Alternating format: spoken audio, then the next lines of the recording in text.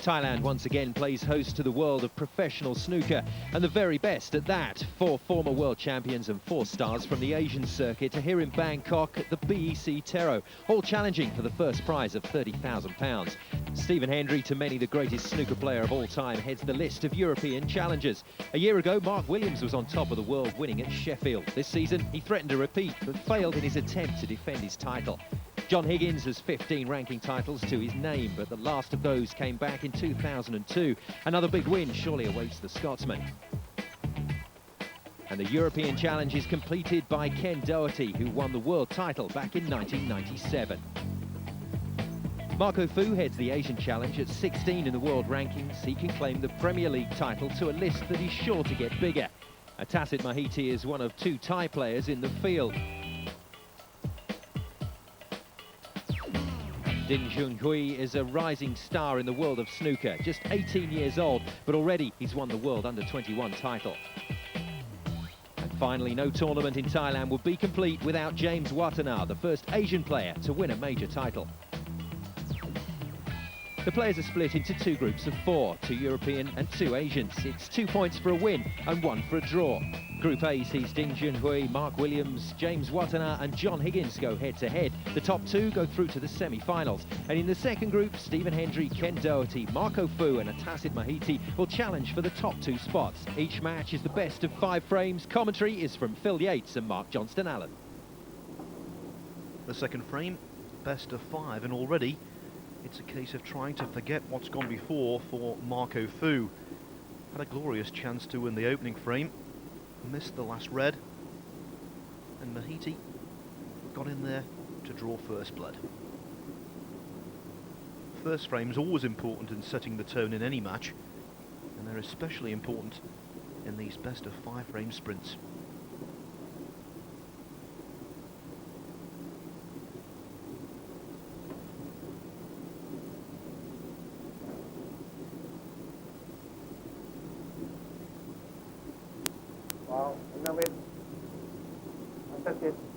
This will be called out.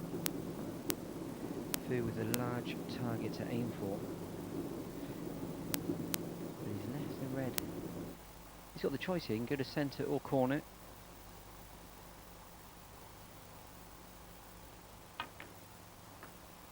I suppose that Thailand isn't just a one-man snooker nation.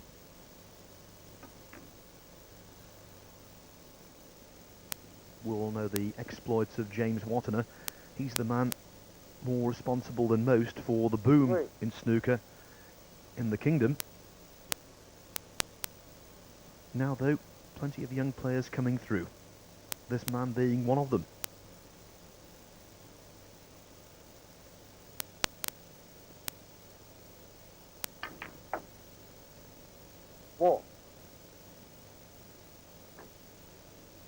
Positioning himself perfectly on the pink here to the left corner pocket. You see the 2 reds at the bottom of the cluster. They're both available. Well, he's refusing that, deciding to take the blue. The more difficult pot.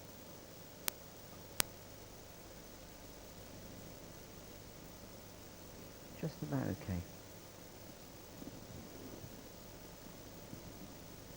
Nice.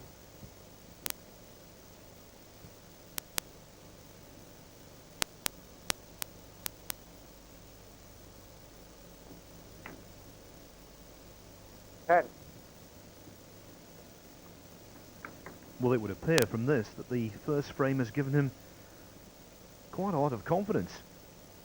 Played that shot delightfully.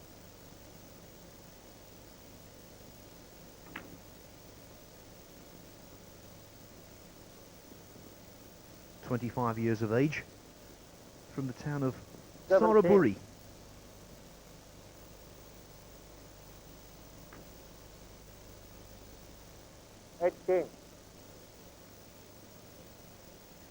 Yeah, deliberately bringing another red out into play there by knocking that one into the left corner.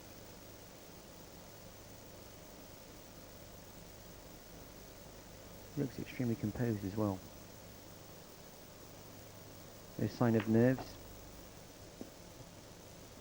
Without doubt, this is the biggest tournament he's ever been involved in. Number 5.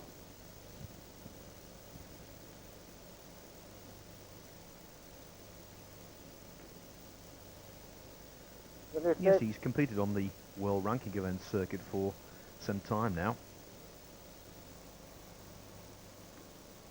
Little exposure though to the TV cameras there.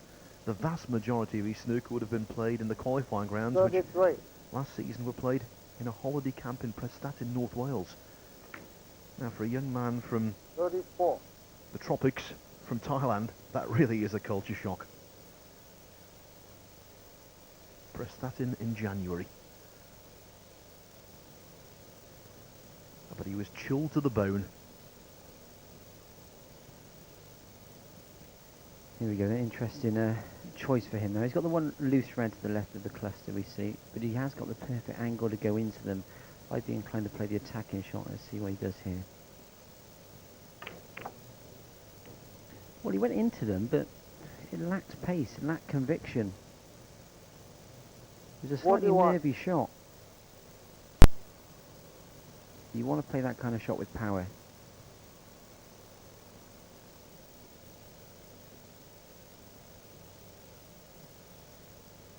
Does have a red available to the right centre pocket, and maybe a red into a corner pocket.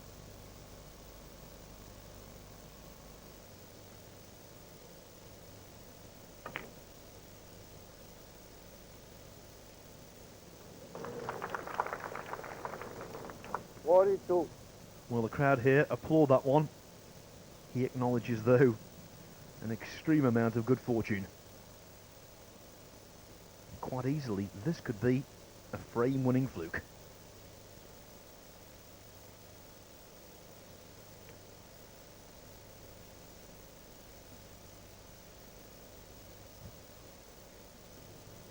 $49.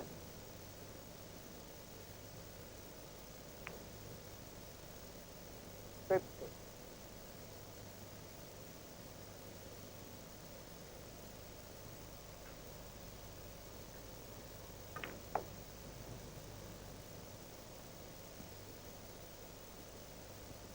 57.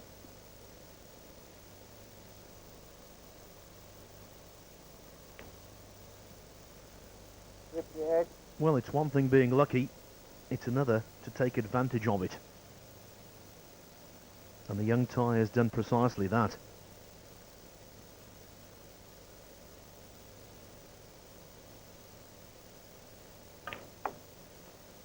It's strange, isn't it? That flute red, he looked extremely guilty, held his hand up to Marco Fu to apologise, but he hasn't done much about it since then, has he?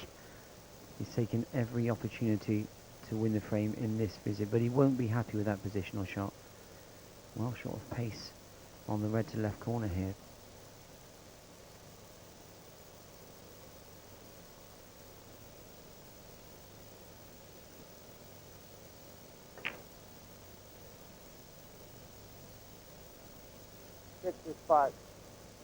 And we see that so often. A fine break, no doubt about it, but not quite enough to make the frame secure. 6 reds, and therefore 75 points still on the table. But once again, Mahiti has been very fortunate with the finishing position of the cue ball. It's amazing how players, they tend to seize up when they get near the winning line. It was all looking so easy for him. One pot away from taking a 2-0 lead. And he will be slightly concerned even though he's 69 points up, because he knows how dangerous Fu is. Fu, one of these players that can win a frame from 60, 70 points down. That wasn't the best shot he's ever played though.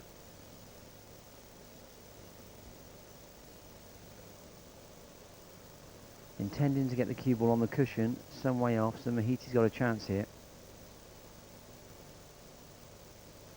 How brave is he feeling? You can see the choice of reds, one to the centre, one to the corner.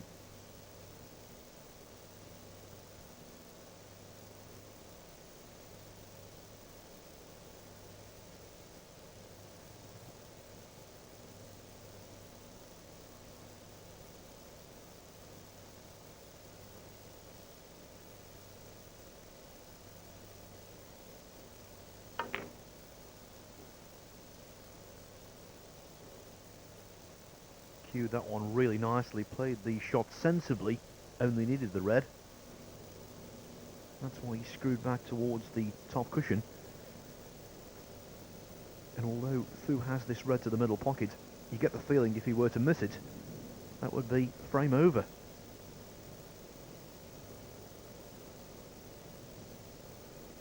Yes, Mahiti in a very strong position here, especially with the reds at the bulk end of the table. If he was just checking the scoreboard, he knows that the bulk of the scoring is going to have to be based around the black, and is difficult with the reds at the other end of the table at the moment. This in itself a tough shot.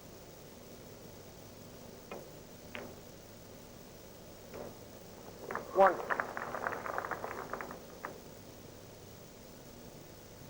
You see, he takes the blue, which obviously he will here. He'll be 63 down with a possible 67 on the table. So if he wants to win the frame in that visit, basically he's got 3 points to play with. Not looking good for him, Phil.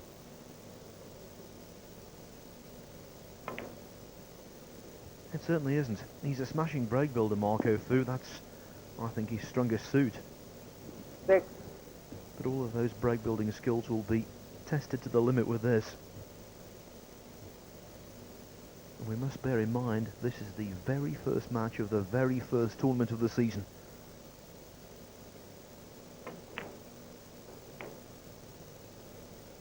Seven. All of the players will be suffering from a certain degree of competitive rustiness.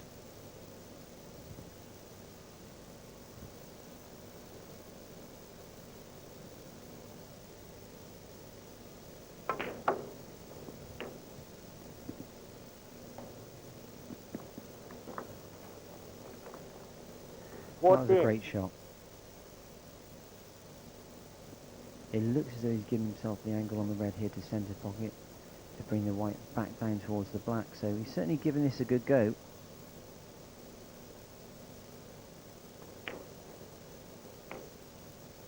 Fifteen.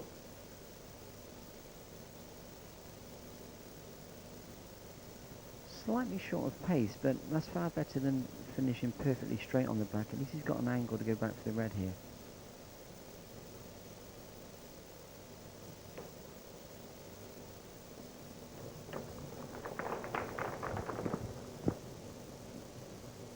Twenty-two.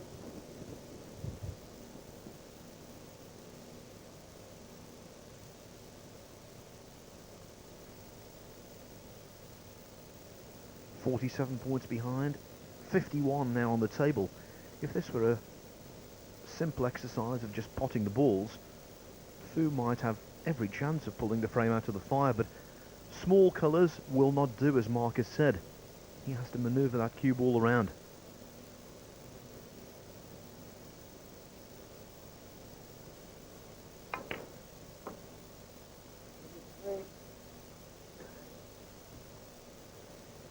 Well, obviously didn't have the angle to get back down towards the black, so he's put himself under enormous pressure here. Has to take the blue, and then basically he's got one more point to play with.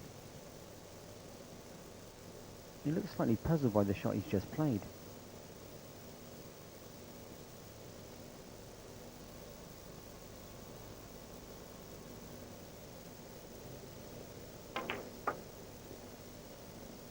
Well, he played to move the red on the left-hand side of the table.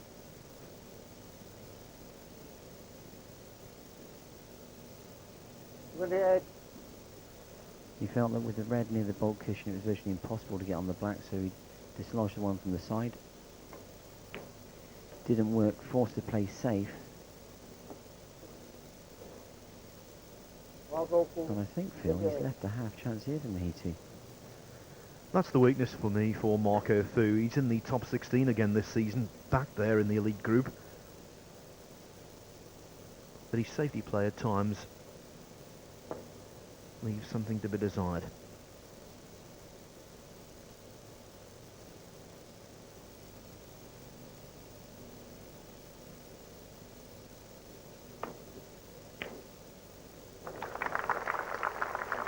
And his safety play there has cost him frame 2.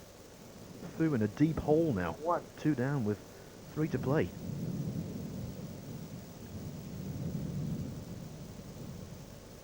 Atthasit 1. End of frame. Marco Fu concedes. Mahiti 2-0 ahead. The hometown boy is doing very nicely.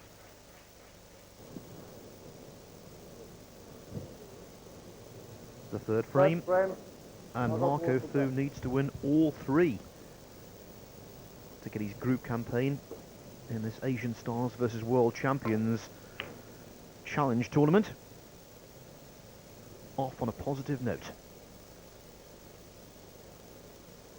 Fu, of course, is an Asian star, the best player Hong Kong has ever produced. He's also a former world champion. He won the World Amateur title in Zimbabwe in 1997. That same year, he also won the World Under-21 Championship. That was in Carlo Island.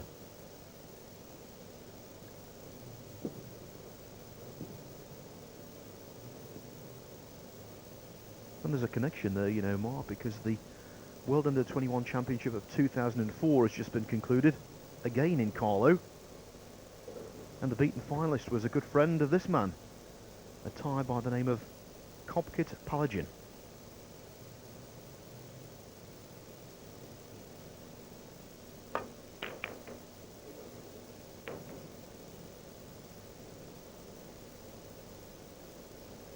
Palajin reached the final, beating Judd Trump, the young Englishman who earlier this year set the world record for being the youngest player ever to make a 1-4-7 in competition. Palajin won that match, the semi-final 8-7, before losing to another Englishman, Gary Wilson, in the final. One. So the success of Mahiti in this match and the success of Palajin over there in the Emerald Isle underlines that Thai snooker is in good hands.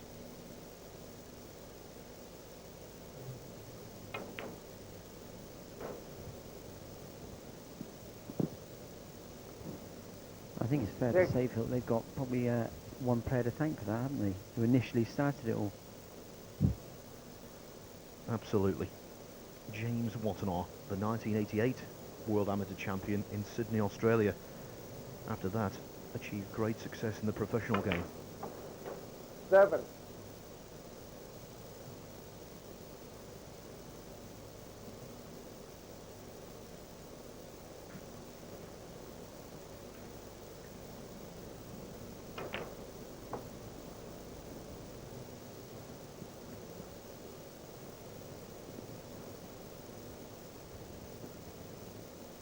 Still early days in this match, but you do get the impression, Phil, that Okay. Fu is going to have to try and make his mark on this match as quickly as possible.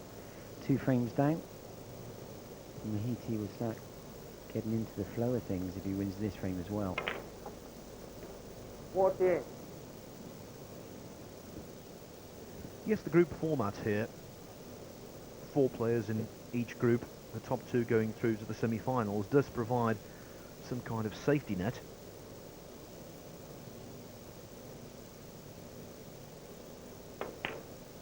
But losing your first match is not recommended, especially when you consider the other 2 players in this group that Fu will have to face 20. go by the name of Stephen Hendry and Ken Doherty. So on paper, this was his easiest match. It's not turning out that way. Well, yeah, it sounds harsh, but all the players will be looking at Mahiti as the banker, won't they? 21. In some ways that could help Mahiti. He's got nothing to lose in this event at all, everything to gain. Fu is the one very much under pressure in this match.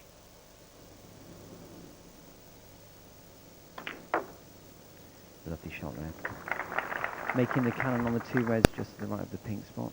Makes them both available now. 27.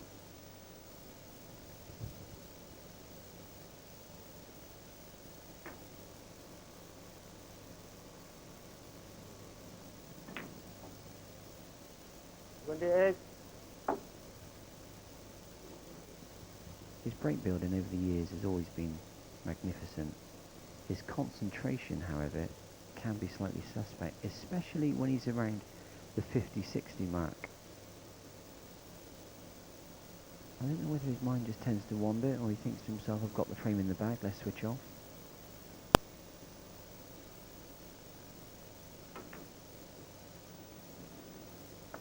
Another very good shot. Could so easily have gone wrong. He had to make a full ball contact. 25. Deliberately nudging the red towards that centre pocket. He's just checking to see if there's anything available into the corner.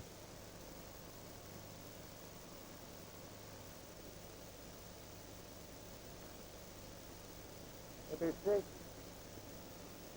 No, you're talking about a lapse in concentration. That could be it there. Not quite enough angle on the blue to be ideal. Yes, having to force it off the side cushion. Wanted to flick the pack rather than hit them full. And now that's 21. the end of break. Had the cue ball run through slightly more, we would have had a much better angle to actually 31. dislodge the reds and carry on.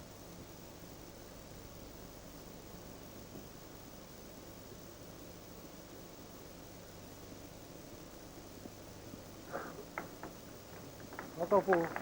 21.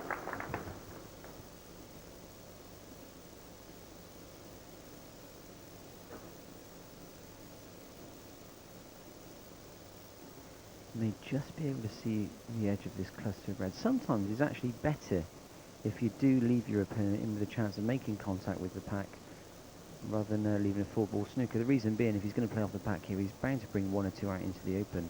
And if he doesn't get the cue ball in behind the bulk colour, there's a chance he could leave one to corner for you. So Fu will be hoping that he gets a chance out of this shot. Had a good season last year, Marco Fu.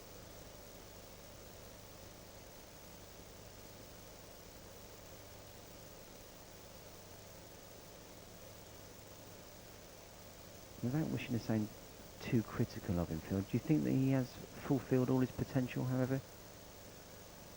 I don't think so, and I think that Marco would be the first to admit that he hasn't. When he turned professional, he was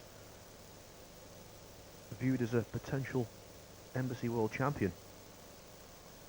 You know, he made over 50 century breaks in his first 2 seasons on the pro circuit, but then went off the boil somewhat.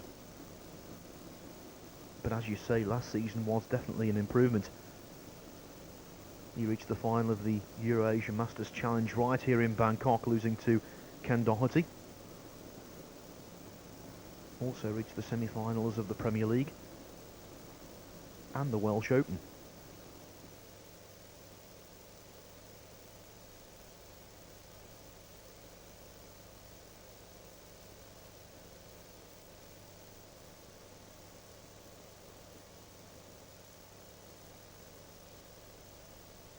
Mahitti's never had that kind of success, world number 86. I suppose one of the highlights of his career was being part of the Thailand team that won the gold medal in the 1999 Southeast Asian Games. Snooker and billiards are part of the SEA Games, as it is the Asian Games, and when Thailand do well, the country celebrates.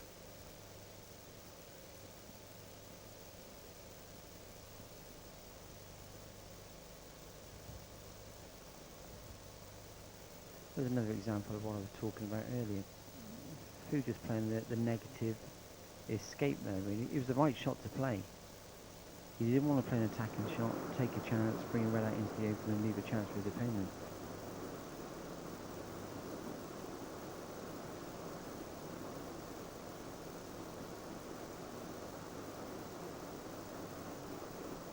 Yes, Fu has definitely got experience on his side, there's no doubt about that. But the advantages for Mahiti, well, he's playing in front of a home crowd. And in conditions he's familiar with.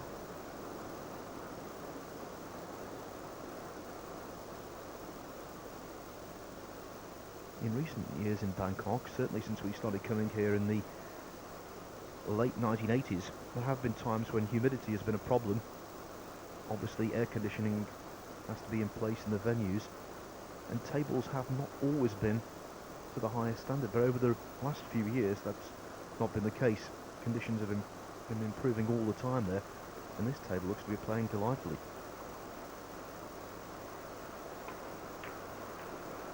I can remember the first couple of years we went out to Thailand and you put your hand on the table and it felt wet. The cloth actually felt, you could feel the damp in the cloth. And if you look at the table now, it's got a very fine nap. It's almost like a half a millimetre high. And you can tell straight away whether there's moisture in the air, because when the players, they get down and they bridge and they put their hand on the table, as soon as they get off, they slightly drag it back. And they leave tremendous hand marks if there is moisture in the cloth. We can see at the moment there's nothing on there at all at the moment. It looks fine, doesn't it? Absolutely, you know, in the mid-90s, we had a world ranking event, played at a hotel, a beautiful place, down by the Chao Phraya River.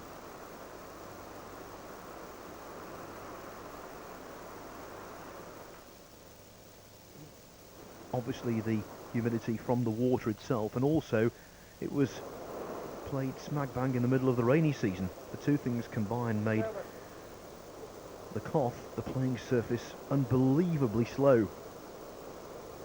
Well, this tournament is being played during the rainy season, and boy does it come down here.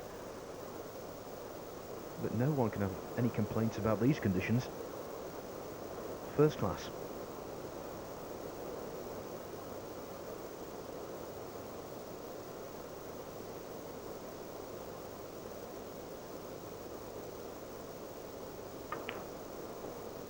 Just going to concentrate at the moment and tidying up the loose reds before he thinks about the 4 reds in total on the side cushions.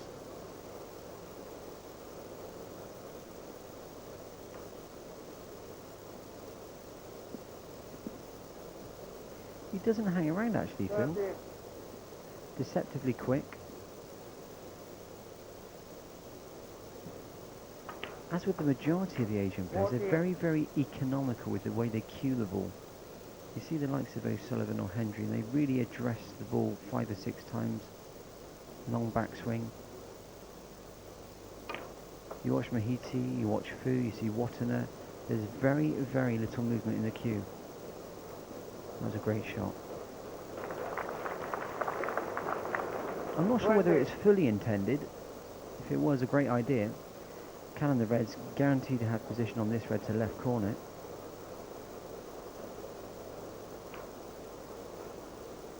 One.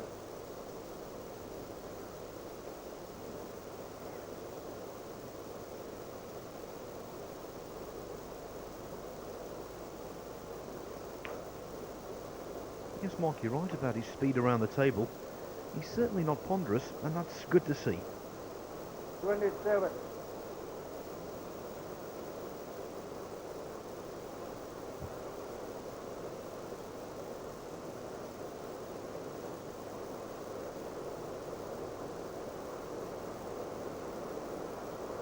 And isn't it nice to see both players wearing their dress suits with bow ties?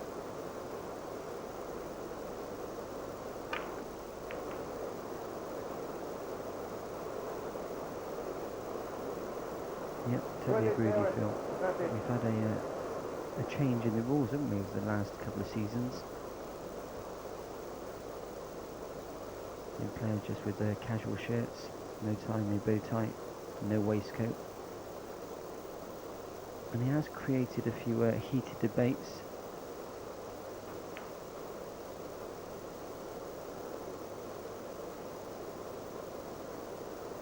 I know one player in particular, Jimmy White. He couldn't get on with the fact at all. He didn't have to wear a waistcoat. And I agree with him, really.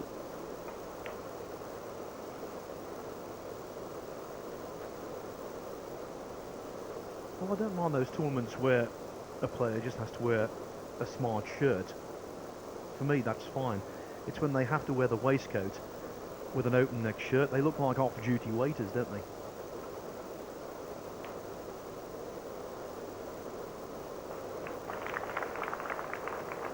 Well, applause from the audience. That was not intended. That was a fluke from Marco Fu. Now, how's he finished on the colour?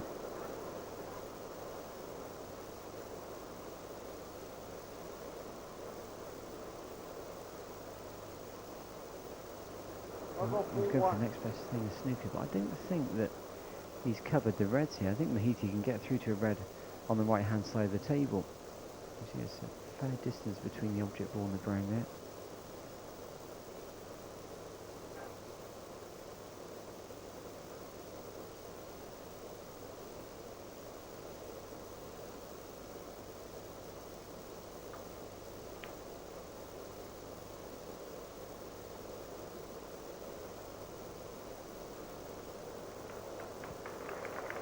Well, it was a good safety shot. There's no denying that.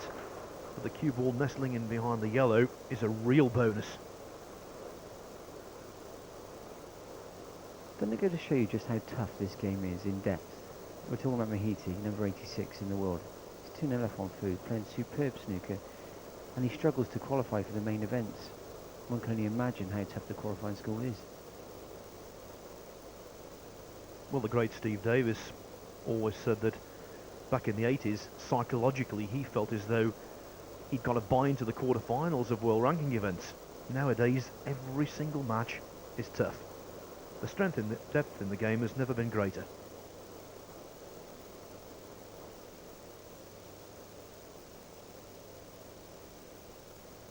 It was the worst side he could possibly miss, that red.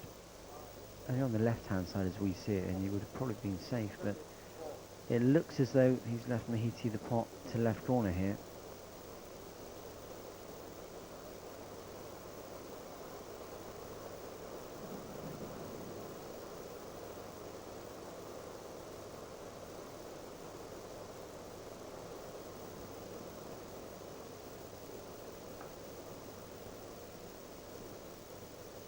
Remember, Fu at one point led by 41 points to 0. Now the advantage has shrunk to just 11 points.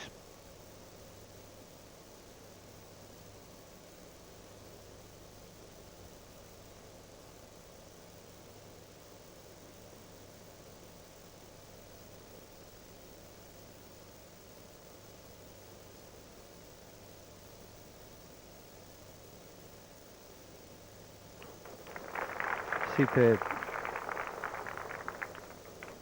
He'll be extremely pleased that that shot's only cost him 4 points.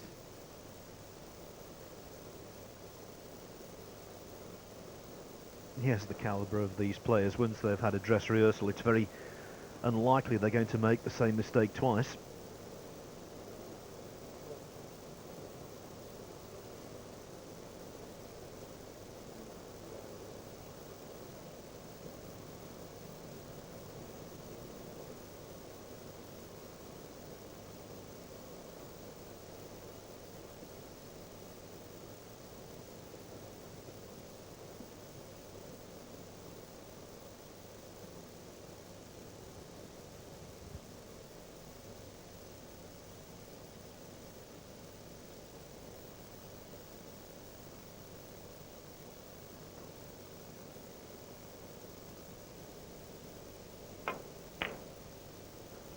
One.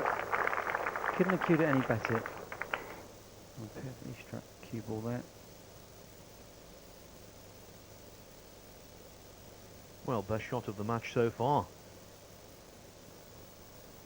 Now, will it lead to better things?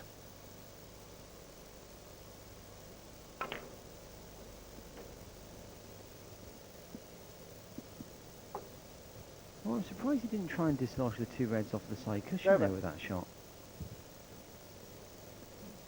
He's putting himself under pressure. Be looking for position on the colour here to give himself an angle to do that now. Now the blue would be the obvious ball. Leave himself high on the blue, come off of the cushion and back up to the two reds on the right hand side of the table, but he doesn't have the right angle here. He could possibly force it.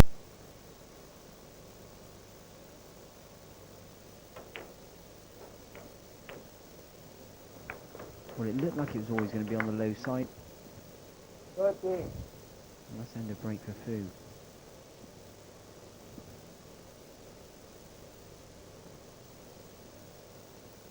Almost played it quite well. Tough to judge that reaction. In the end, just a little too much pace in the cue ball.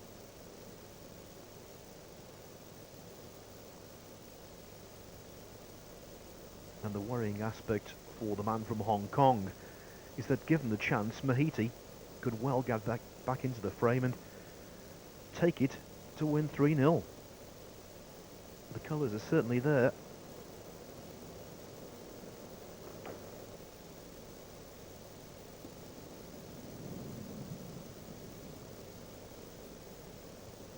Knock 13. In the group phase of last year's Euro-Asia Masters Challenge right here in Bangkok, Marco Fu on a couple of occasions led frames by over 50 points against China's Ding Junhui, and Ding cleared up to beat him on black in both of those frames. I wonder whether history might repeat itself. Not the best of shots from Mahiti though. Now this is the chance.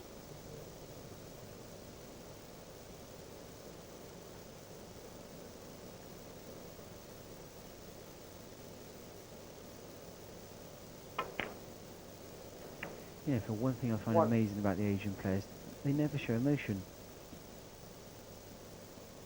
They could be 4-0 up or 4-0 down and you would not be able to tell. Mahiti played a poor shot. He knew that that shot could cost him the frame. Sat in his chair as if nothing had happened.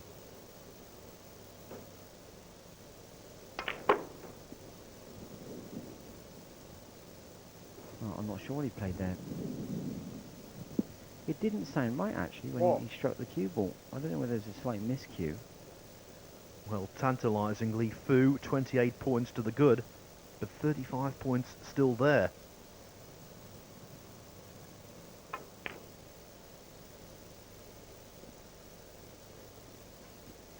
Wonderful walk.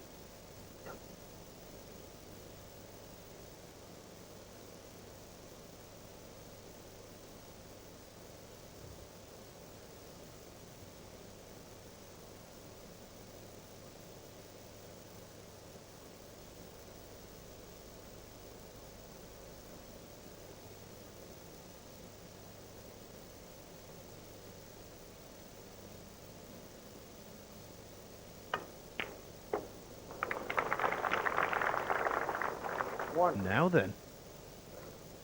Great pot. He needs another good shot here on the brown. The brown looks, when you're sat at home, very easy along the rail. I can assure you it is extremely difficult. This is a very missable shot.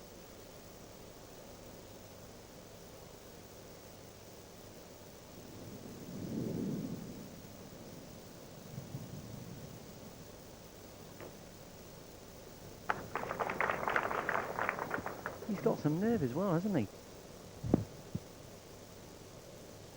From what we've seen here, 5. a good temperament.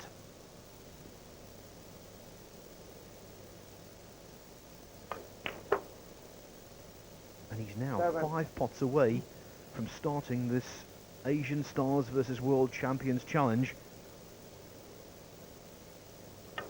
with a shock victory. 10. But as soon as you look at the table, Phil, you know the problem ball, and it's the most important ball. It's the black visually stuck to that top cushion.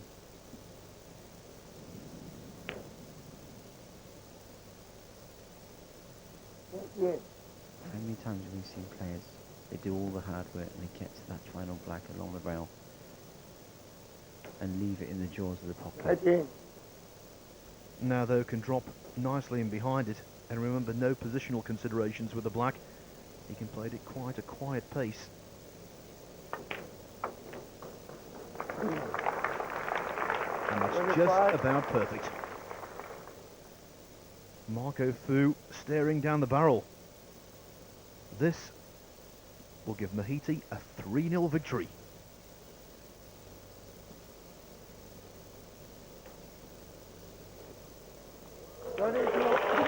How about that? The tie off to a flyer in Group B.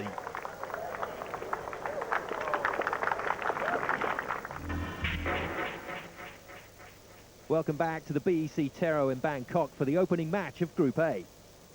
What a match in prospect here. It's Mark Williams, the established star, against Ding Junhui, the 17-year-old from China, who undoubtedly is a potential world beater. Both of the players towering over the referee. And if Williams plays his best, he'll probably produce a towering performance.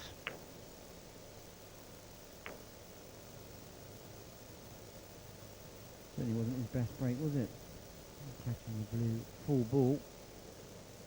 And Junhui first opportunity in this match. One thing for certain, Williams has certainly had his haircut in the summer. He's very smart too. This man has the potential to be a future world champion.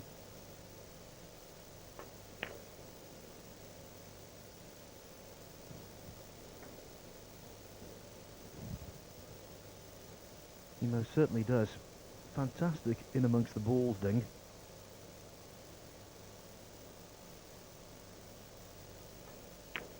and he plays with a maturity far in advance of his 17 years. The only thing I'm slightly concerned about, maybe a weight of expectation that might be too sizable to bear.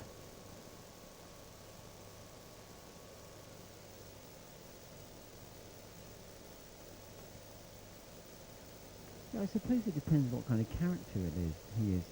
Some players it does affect them. Other players, they're so focused on what they're doing and their own personal goals, they got no thoughts for other people outside. And if he is that character, he's just thinking about himself, he won't have any problems at all.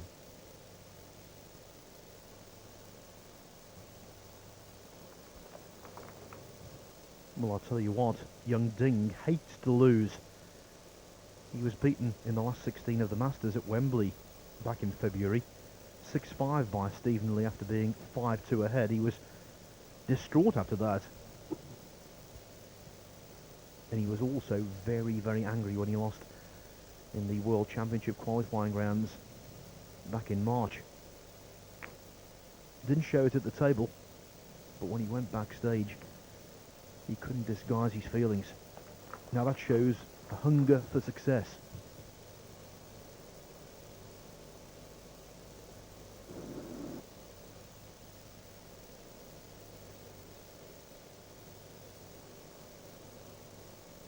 Foul and market. You won't be too concerned about that. Okay, he's lost the 6 points because he made contact with the pink, but more importantly, he hasn't left the red. So the cue ball will be replaced, as will the pink, and he'll get another opportunity to play the shot correctly this time. His main concern is making sure he doesn't leave anything up for Williams.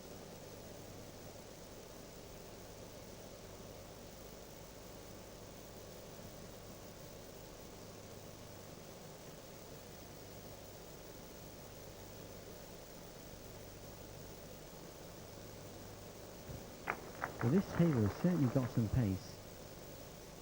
When the cue ball made contact with the cushion, I did not think there was any way it would get to the reds.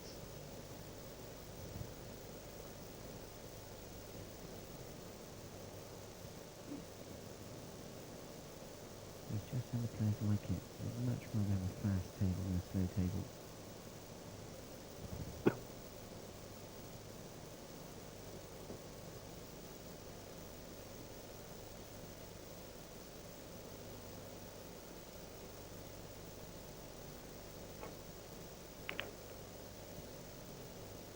You know, lots of amateur players are under the mistaken impression that these professional tables are easy to play on. That could not be further from the truth. The pockets are tight, and because they're so fast, you need to be cueing really well to control the wide ball. Just recently a story appeared in the British newspapers concerning Matthew Stevens, fellow countryman of Mark Williams and the reigning UK champion. He's been practicing on his own table, which he's had installed in a club in his hometown of Carmarthen. Wow. He's been there for a year, but the club members have asked him to remove the table because they can't deal with the pace of it and the tightness of the pockets. The arrangement there is that he practices in the afternoon and then hands the table over for them to use at night. But conditions are so severe, they want an easier table put in. I had that exact same thing happen to me when I was practicing many years ago in my club. We put the tournament table in, it was absolutely wonderful, but as soon as I finished at 5 o'clock and the club members came on, and they just could not knock a ball in. They were amazed at the difference, and yet still after every tournament we get people coming up to me saying, "Did you see that ball go into that pocket? I can't believe how big the pockets are."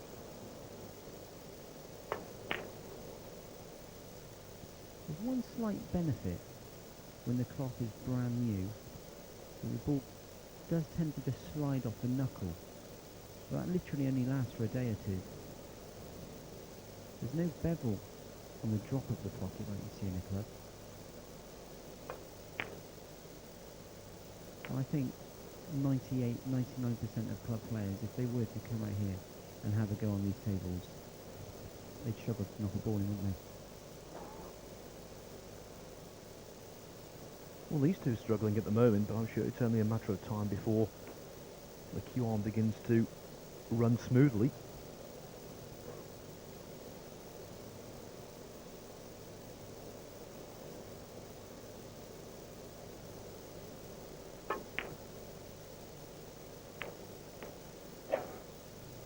Williams has had a lot of success here in Bangkok. He's won the Thai Masters, which was a world ranking event, on 3 occasions in 99, 2000 and 2002. But you don't want Ding as your first opponent in a new season.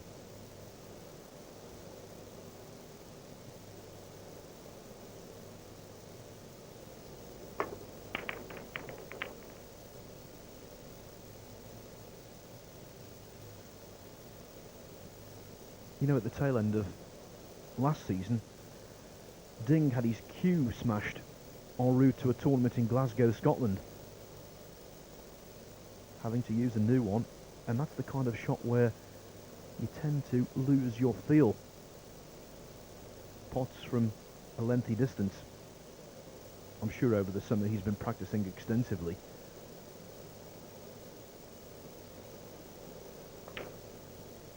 It really was unfortunate that. One. Flew up to Glasgow from southern England, but because of the restrictions after September the 11th, players not allowed now to take their cue cases on board planes. They have to stow them in the hold. When he arrived in Glasgow airport, the cue was in pieces.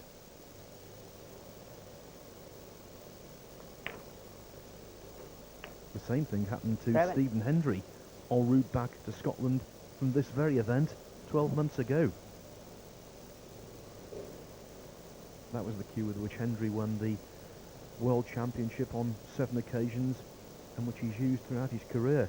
It really was a blow. Thankfully for him, though, it didn't take long to get used to the new one.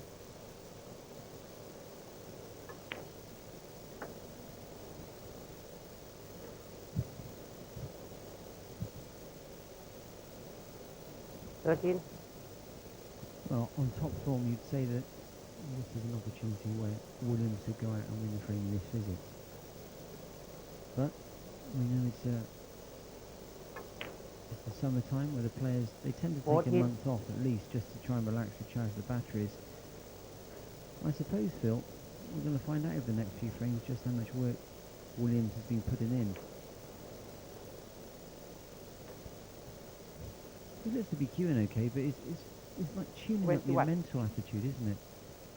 Regaining your focus. You do slacken off, you need to.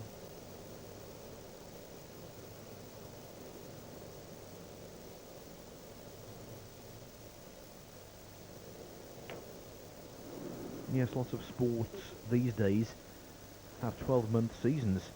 Certainly that's the case in golf, in tennis. Not so in snooker. The Embassy World Championship, the traditional season closer, usually finishes around the first week in May. After that, for around 3 months, in terms of tournament play, the leading players go into hibernation. 29.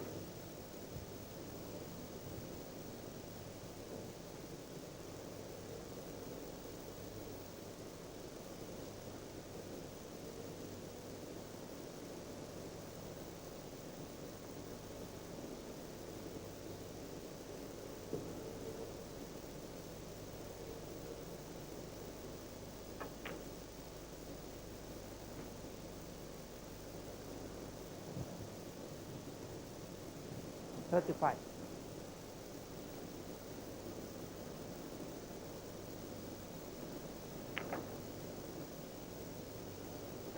34. That's very good indeed. 56. Sorry. The break was 35. Williams spotted a red. The referee said 34, taking one off instead of adding one on. He's doing well though, the referee. I wouldn't fancy calling out a snooker break in Thai. You took the words out of my mouth, Phil. He is doing extremely well. As is Williams. 43. He just struts around the table, doesn't he? In a very relaxed manner. He's a very relaxed character. but he is fiercely competitive.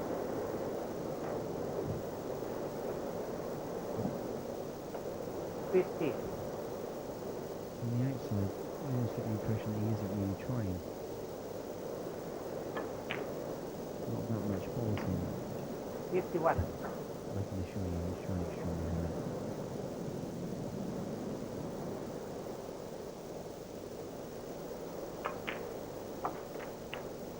By the way, if you can hear some noise, I think that's the rain on the roof.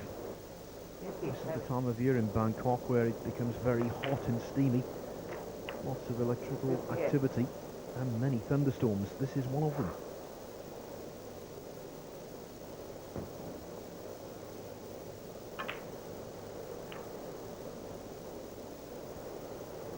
And if you pardon the pun, it's a storming start from Williams. 56.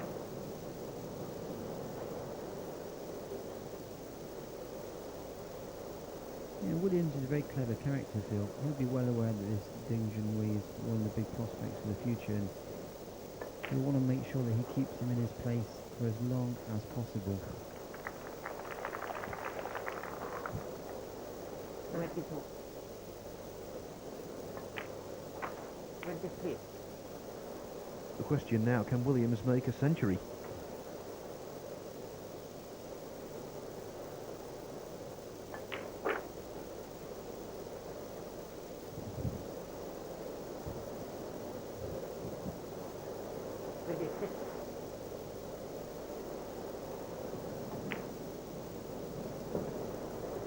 Seven.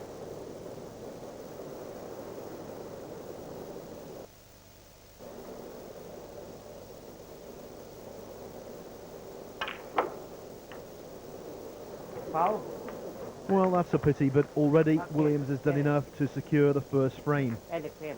He showed during the opener just why he's won the World Championship on 2 occasions. Williams 1, Junhui 0.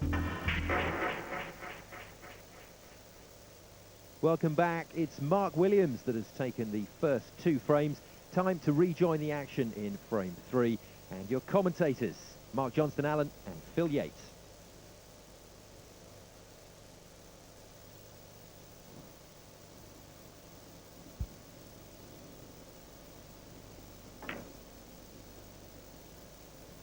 You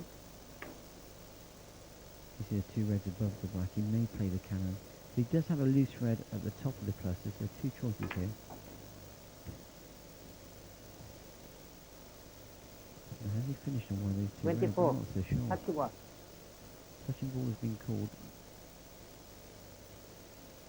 Oh, we'll soon find out. It looks as though it goes.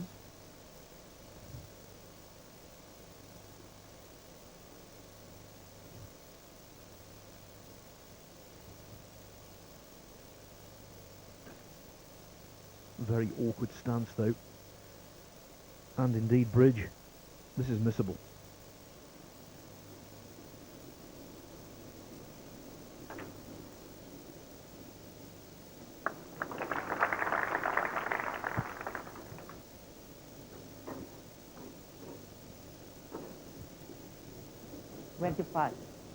He did well there just to pop the red, but not exactly maximum control on the cue ball.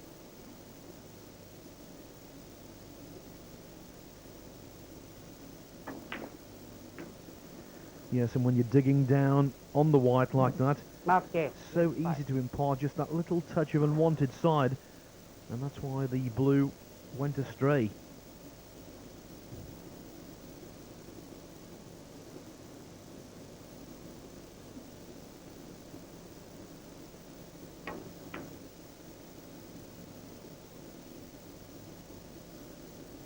But it's going all Williams' way at the moment, isn't it? He's making the odd mistake and getting away with it. And like Ding, every time he makes a mistake, he leaves something up for Williams. Oh, Williams miles out there with that attempt.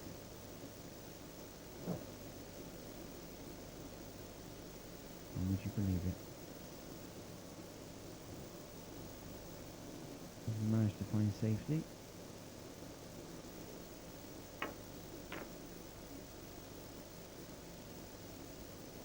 doesn't appear to be frustrated though, Ding. You see some players when the opponent plays a shot like that and they're chucking the cue on the floor, huffing and puffing.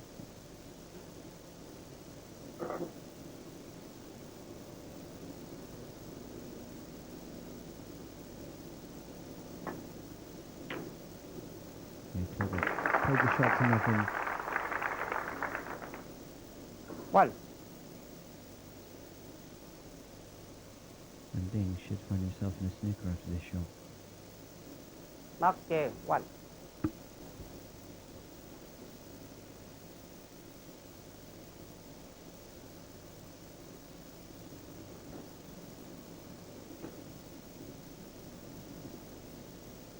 And that's 4 points away.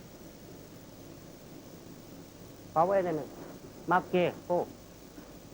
And the cue ball, you would assume, would be replaced. By the way, you might have heard the referee calling out Mark J. That's because Mark Williams is known as Mark J. Williams. When he turned pro, there were 2 Mark Williamses, and so he was, for distinction reasons, called Mark J. Williams, obviously the middle name there. And it was very interesting when he won the Masters at Wembley in 1998. Someone at the WPBSA, the game's governing body, actually sent the other Mark Williams, who lives in North London, the first prize cheque for something like £150,000. Thankfully, the other Mark Williams didn't bank it.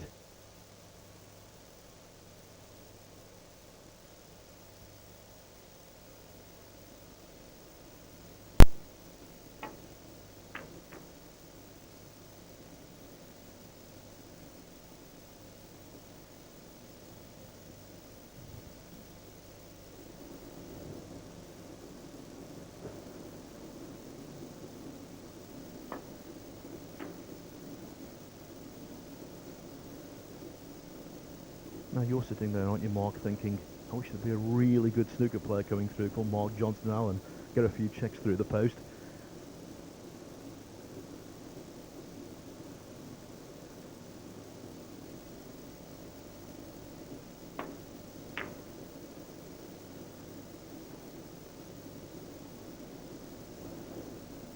Well, that was a careless shot. He went for the point to the left-hand corner. The one thing in playing that shot is you make sure you get a good cue ball, get it back in behind the bolt colours, and he hasn't done that.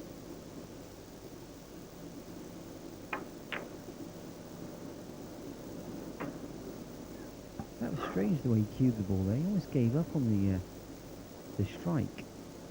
He was up extremely quickly.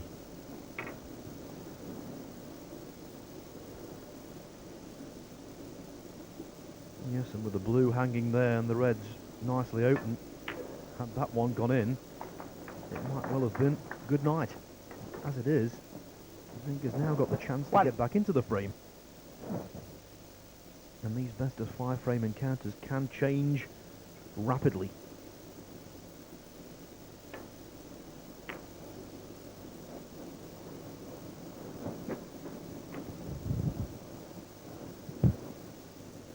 Six.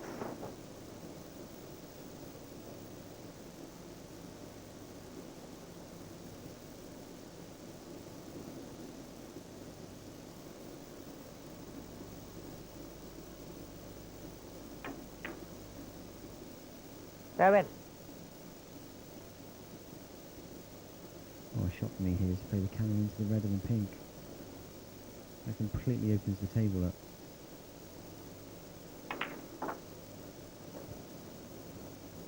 He wanted to make a contact smack in the heart of the red from the pink. He glanced at the 14. pink. I don't know now whether he can see a red.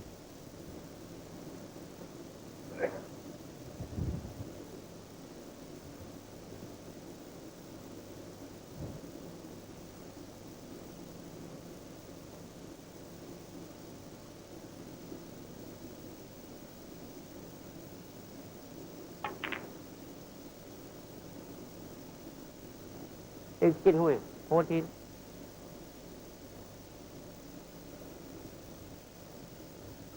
Well, the frame's still very much alive. Only 19 points divides the players, but Ding will have wanted to have made more than 14 from that chance.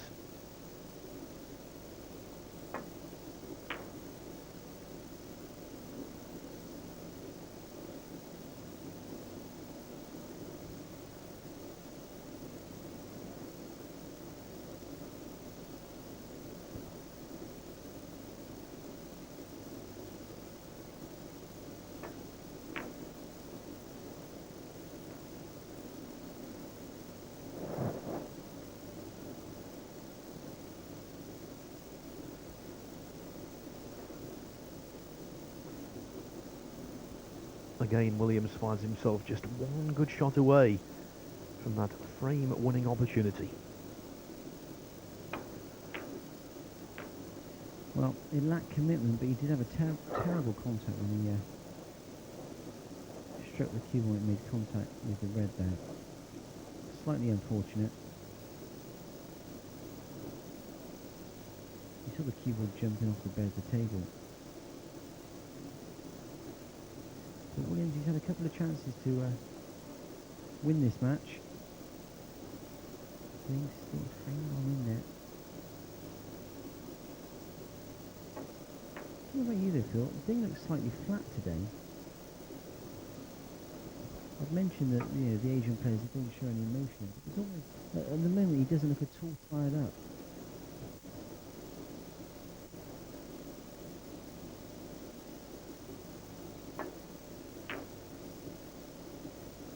Yes, I know what you're saying, Mark, but it's one of those situations that if Ding can win this frame, that will re-energise him.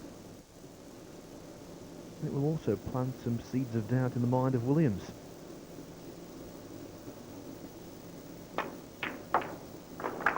Now that's more like it.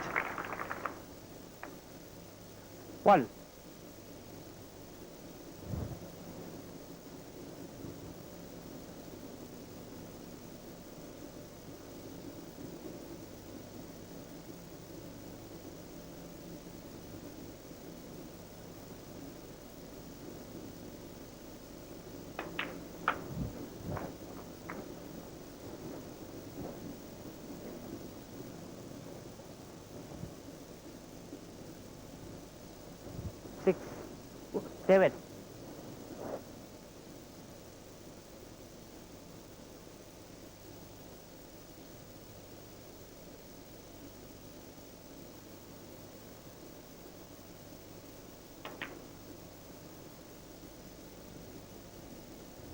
Well, again, the unforced error. 7.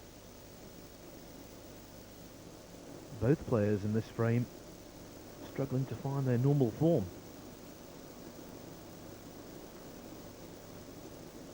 You only put that down to concentration. It's the kind of shot you practice thousands of times and you just should never Junhui. miss. 4. Well, another mistake from Williams. So both players are having a concentration crisis at the moment.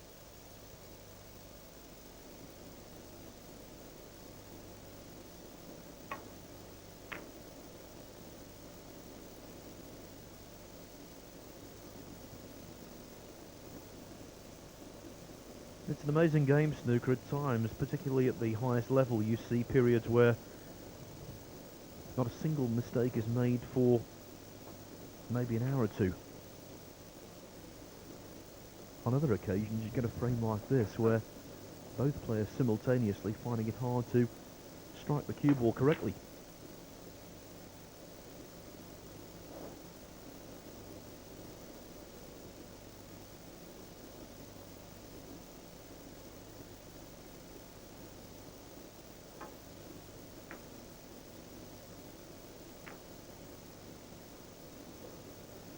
During your playing days, Mark, there must have been many occasions where you thought you were never going to miss, and other occasions where you couldn't see where the next break was going to come from.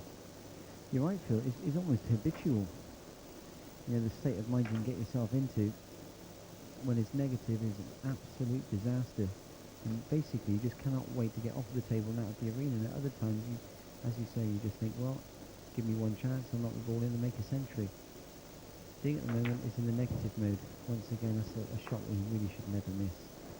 And it's a horrible situation because not only are you put yourself under pressure because you've got such high standards, but you're looking around the arena and there's people that have come, they've paid to watch you play good snooker, there's people at home on television watching you, you're thinking all these thoughts.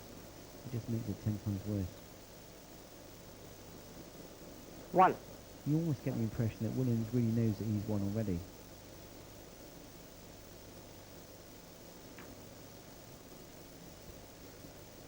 Dangerous, though, to drop the guard.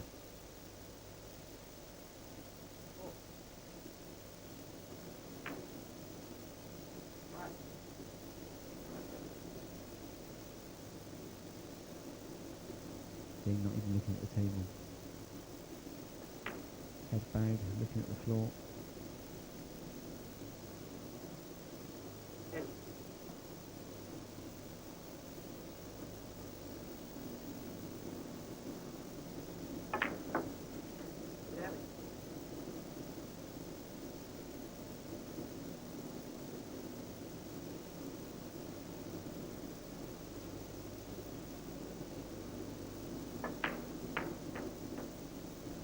In goes the black, so Williams leads by 26. Now there's one red left, that means 35 still on the table.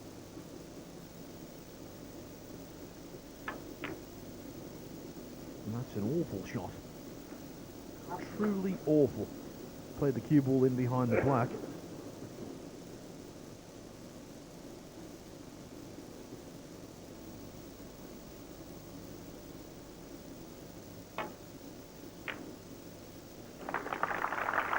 We keep saying how quickly things can change. An illustration there, Mark. Well, Ding 25 points down, a colour to follow, and then the remaining 6 colours. I see him just one frame down.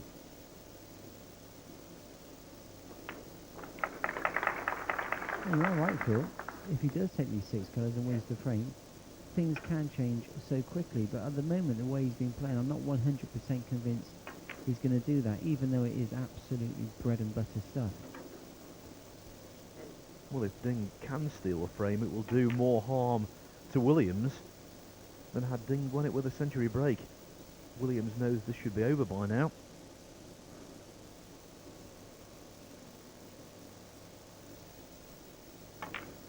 In fact, the Chinese teenager has been thrown a lifeline, and he's in the process of grabbing it.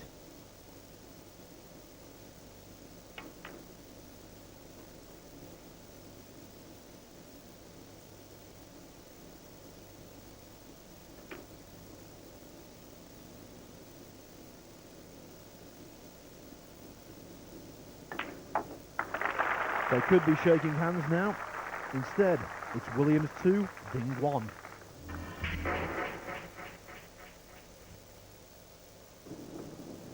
Welcome back to Bangkok, where a match that was going swimmingly for Mark Williams has suddenly taken a turn. Now, will that be an interruption to Williams' domination, or will it be a bona fide turning point? The Welshman led 2-0, in control of the third frame, but a bad safety shot on the last red. Ding got in, cleared up. And now if he wins this one as well, he will have momentum on his side.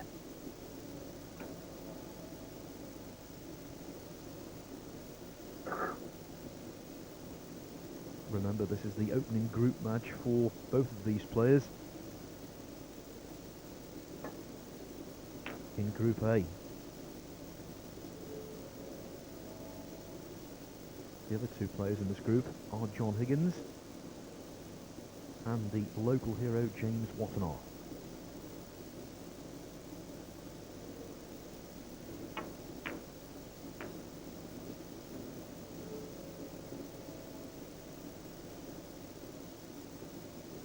Well, that could prove expensive.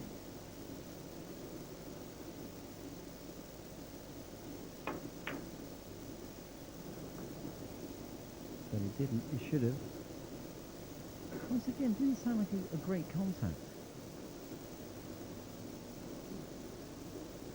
Williams looking certainly not as relaxed as he did a while ago. What do you think about the best of 5 format? Well, I quite like it. It's more intense, isn't it, than the longer frame matches? There's certainly no room for complacency. Absolutely. I think the problem with Williams is an ongoing lack of confidence. He finished last season low on self-belief.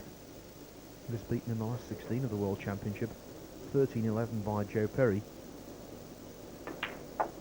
A real shock result, that. And it was a match in which he committed a whole string of unforced errors. That was the story of his season last year. It began so well when he won the LG Cup.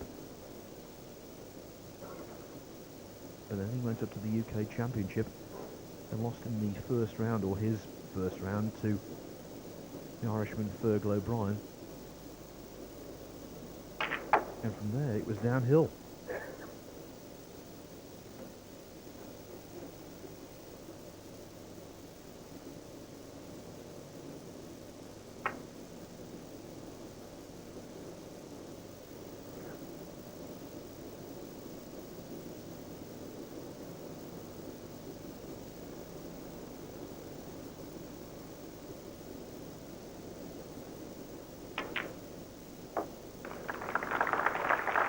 There's nothing that puts a player under pressure more than the knowledge that you should have already had a match done and dusted.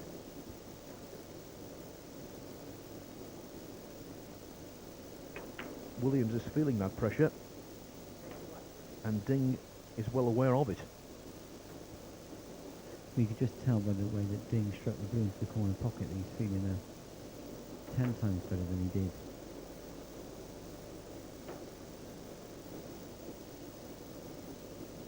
In the last frame, it looked as though he wasn't ever going to pot a ball.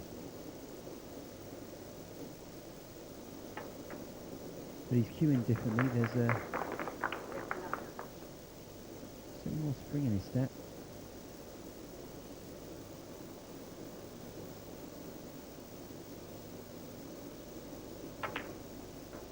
So there he had a touch of side on the keyboard just to kick it off the cushion back up to the red. That white corner pocket.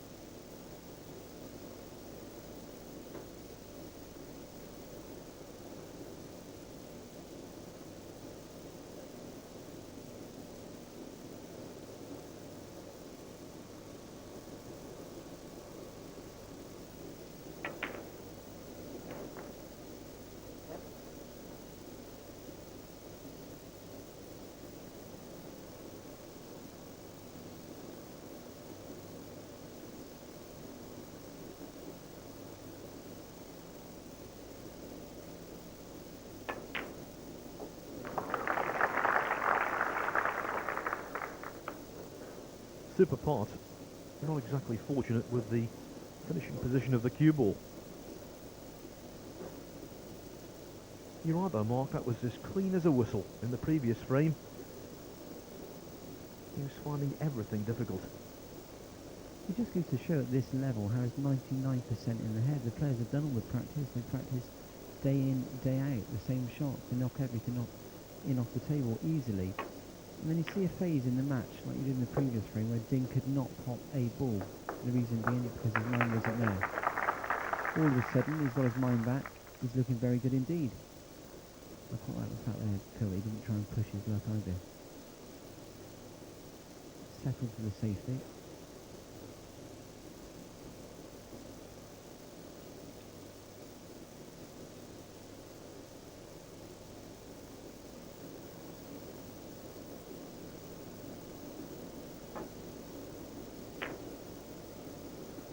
Well, that was a massive kick. Actually, both on the way down, and when the cue ball made contact with the red for the second time. That clunking noise. A telltale indication. Well, I'm surprised. I've heard that 3 or 4 times in this match, and the cue ball hasn't been clean once.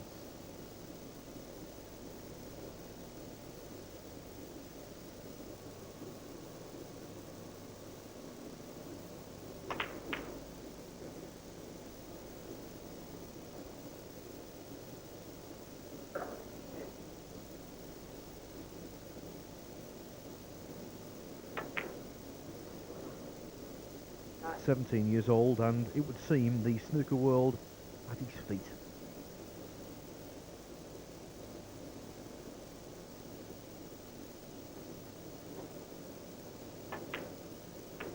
Inevitably, lots of comparisons drawn between Ding and other youthful prodigies such as Ronnie O'Sullivan. Ding's no doubt an exceptional talent, but for me, not as good as O'Sullivan at the same age. Let's remember, O'Sullivan was 17 when he won the UK Championship. No, I'm glad you said that. I was going to say exactly the same thing. A number of the top players that he's practiced with have been telling me for the last year how awesome he is. He's a good player. He's a very good player. But you're right. O'Sullivan at the same age was in a different league.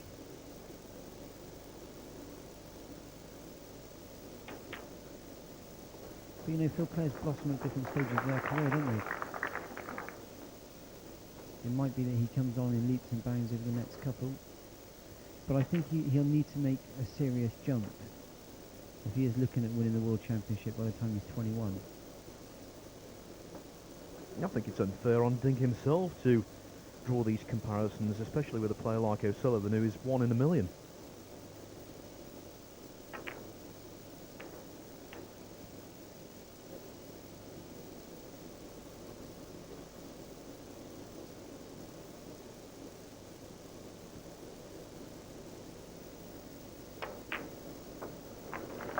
No, that's delightful. O'Sullivan actually won his first ever professional tournament right here in Bangkok. It was in January of 1993. He was just a month past his 17th birthday. It was a 4-man invitation tournament called the Nescafe Challenge.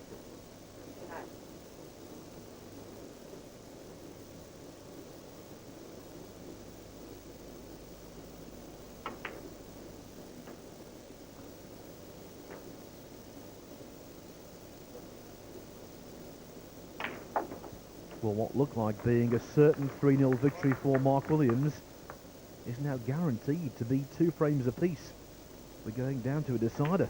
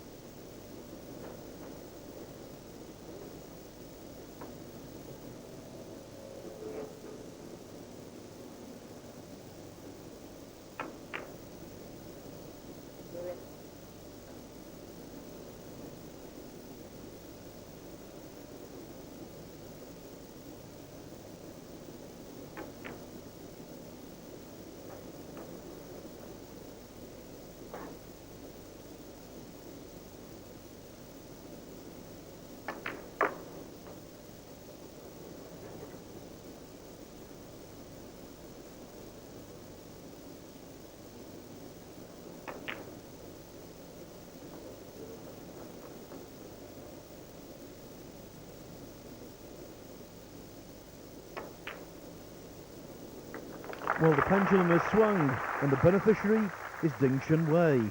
Now it's sudden death.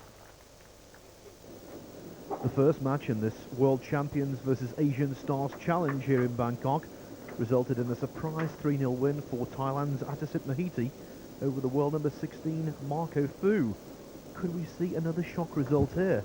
Well, certainly that's on the cards, because after being 2-0 down, young Ding Junhui from China is now 2 frames apiece with Mark Williams. Well then, Phil, who's your money on? Well, definitely Ding, because he's the man with momentum. And in these kind of situations, momentum is so important.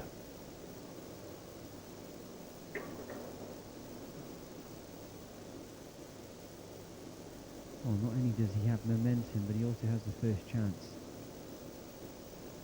That's all you can hope for in a deciding frame.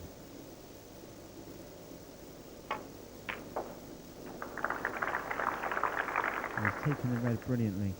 One. Not the kindest of kisses on the blue, however, so he may be forced to take one of the bolt colours here. Taking the greens, didn't really have to work the cue ball.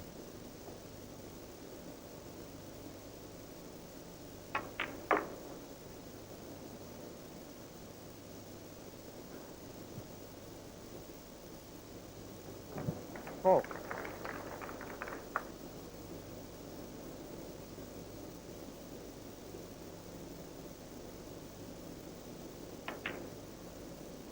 Five.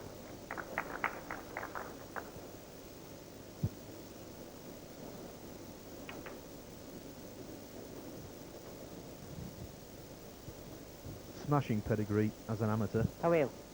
former world under-21 champion.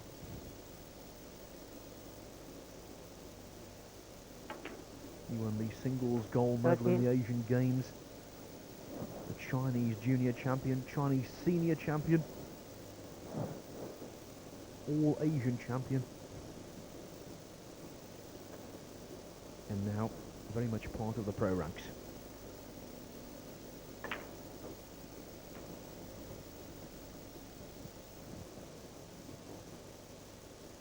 Twenty.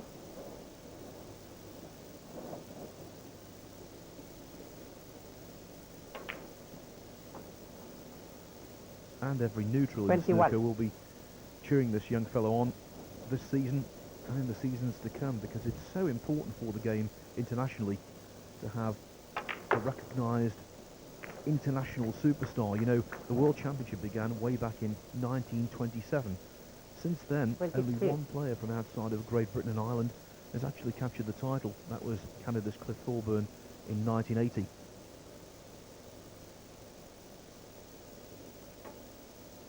I think snooker's international development, certainly on a professional basis, has been held back by the fact that we Brits are just a little too good. And there aren't many sports you can say that about. You're right, Phil, but I think there's more to it than meets the eye, isn't there? It's the qualifying system that a lot of the overseas players, they struggle with. They also get homesick. They struggle with the travelling. Fu's done exceptionally well when you think about it. Commuting back and forth from Hong Kong. Wattana gave it a good go, didn't he, in relation to winning the World Champ. He was a genuine type of contender.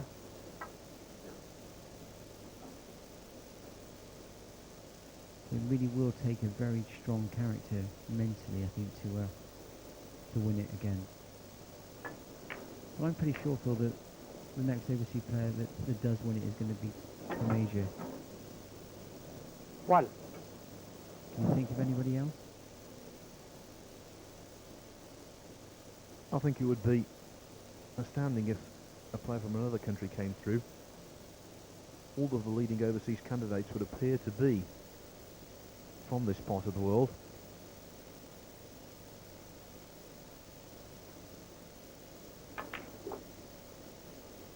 The big question here, though, more immediately, is whether Williams can ward off this challenge 3. from Ding.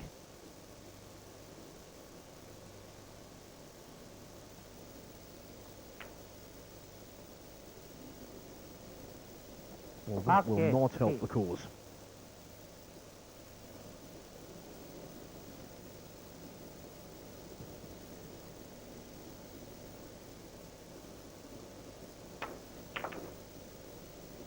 One.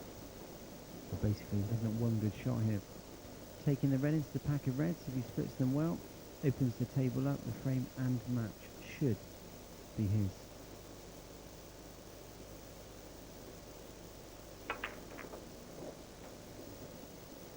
Just about okay. He's one of these players that doesn't like to go into the pack with power, does he? Yes. You see Hendry, and Hendry really hammers into the reds, and rightly so. He got more chance of being on one. I don't know about you, Phil, did that lack commitment? It certainly looked that way to me. Well, he's certainly a heavy scorer, there's no denying that. He made 6 century breaks in the World Championship this year. This is the start of his second season as a professional, and he's already made 17 centuries in professional competition. One of the big things when you're making sizable breaks is the ability to split up the pack.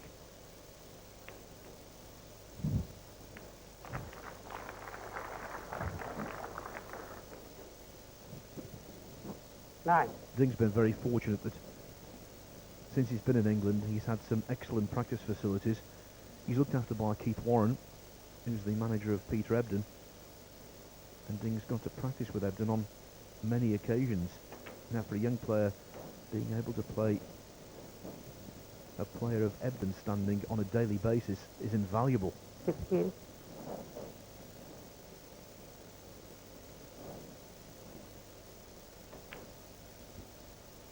And it's funny you should say that, 17. because Ebden doesn't like going into the pack with pace, does he?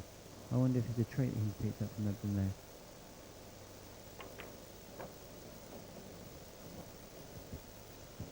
Well, by coming back from 2-0 down, he certainly got Ebden's grit 22. here.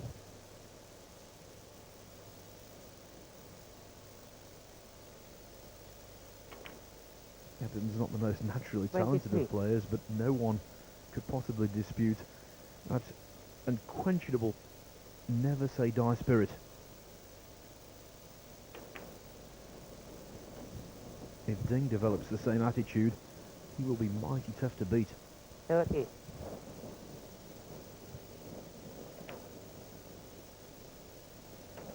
31.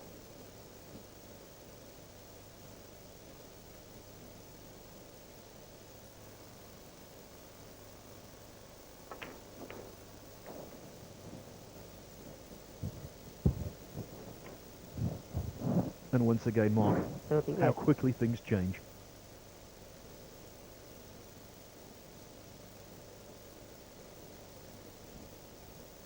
That's why somehow you always need to be in that positive frame of mind, just to give yourself a chance. He's taken an opportunity when it arrives. Well, he's done exactly that. 39. I think you half an hour ago wouldn't have been saying that.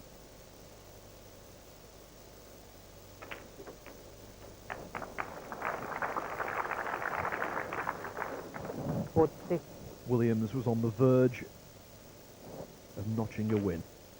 Now 47. he's certain to lose.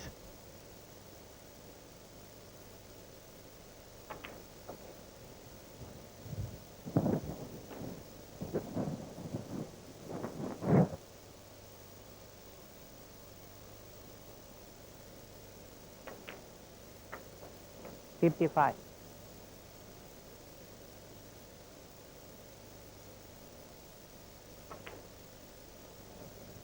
An 84 break in the previous frame. Here, 62 and counting. Not just a comeback, but a stylish comeback as well.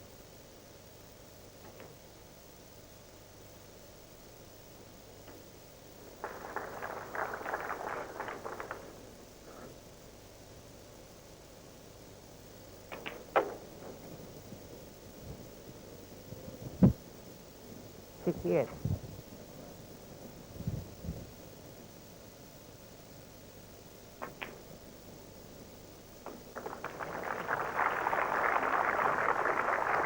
There's simply no point in Williams coming back to the table. Junhui has beaten the former world champion 3-2. What a result, and what a confidence boost.